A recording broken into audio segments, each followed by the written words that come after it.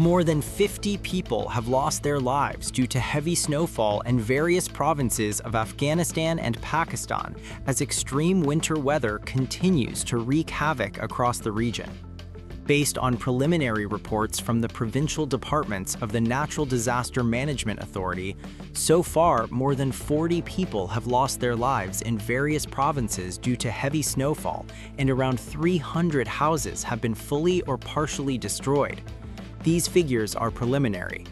In Domal area of Chitral, a tragic incident occurred when an avalanche struck a house, resulting in the death of 9 people. Meanwhile, heavy snowfall has continued since last night in upper areas of Azad Kashmir, including Neelam Valley, Sudanoti, Bog, Hatiyan Bala, Atmukam, and Upper Neelam.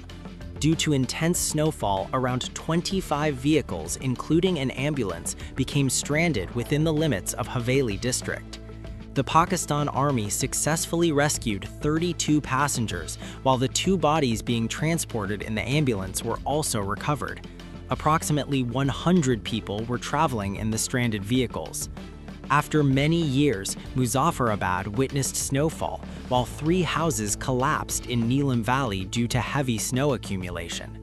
Snowfall and landslides have blocked key highways, while the power supply system has been severely disrupted. Several electricity poles collapsed and power lines snapped, leaving many areas without electricity for the past 24 hours.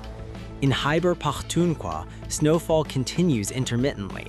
In Kagan Valley, authorities have closed access roads and suspended tourist entry, stopping tourists at Balakot.